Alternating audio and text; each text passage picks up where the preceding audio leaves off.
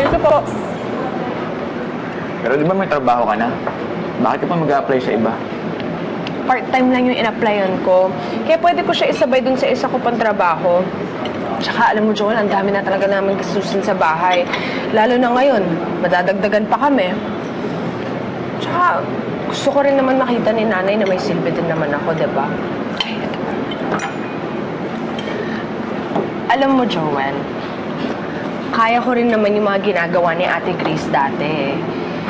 Tsaka di ba kapag nakapag-ipon na ako, baka pwede din ako mag-law. Ako naman magtutuloy, di ba? Iba yung ate mo. Magaling yun. Minamaliit mo ba ako? Alam mo, Joel, hindi lang naman ako nabigyan ng opportunity. Pero kaya kong patunayan yung sarili ko sa pamilya ko, sa ibang tao, at kahit sa'yo.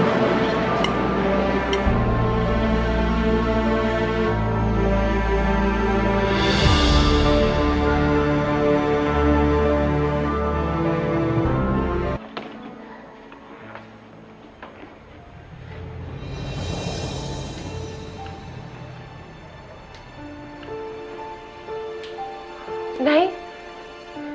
Nay, bakit sira yung pintuan natin? Ano nangyari?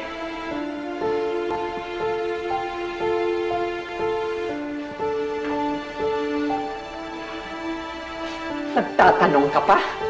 Kung hindi ka sana umalis, hindi sana umabot sa ganito! Nay, sinabi ko naman ho sa inyo na importante yung lakad ko. At saka pinayagan naman akong umalis ni Ate Grace. Nay! Pinagbilinan kita, Chari! Nang huwag na huwag mong pabayaan ang kapatid mo! Pero ang tigas talaga ng ulo mo! Anong ginawa mo? Umalis ka!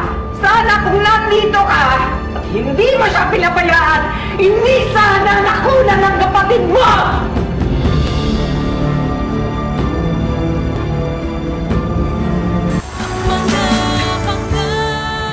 Lagi mo na lang inuuna yung sarili mo! Wala kang pagpapahalaga sa atin mo! Nay, hindi yun totoo!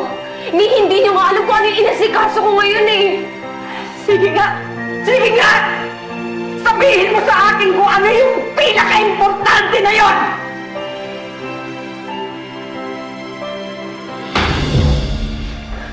Grace! Grace!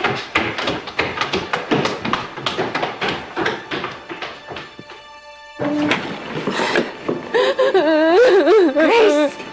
Grace, anak! Yung gamit kasi ni Baby.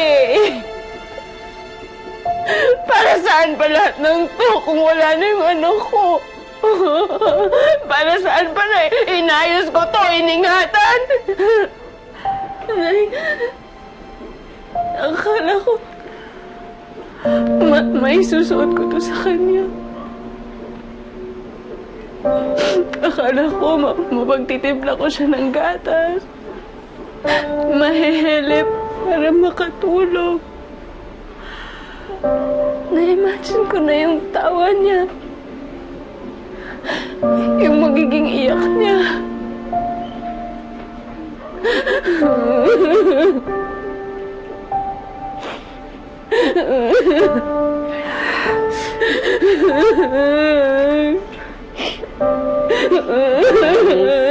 Akin na muna yan, Grace. Akin na muna to. Sige na. Sige na.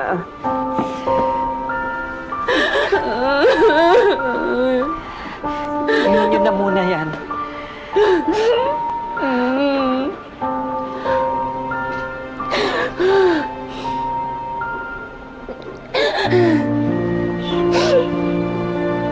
Bakit naman kasi ganun, Nay? Natanggap ko na siya eh. Mahal ko na siya eh.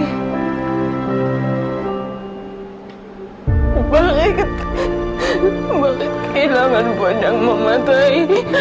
Bakit lahat na lang nawawala sa akin? Hindi ko na rin alam, anak. Pasensya na.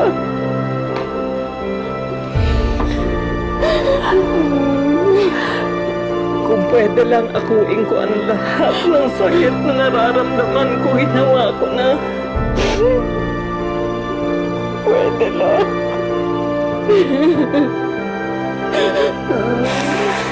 Pwede lang.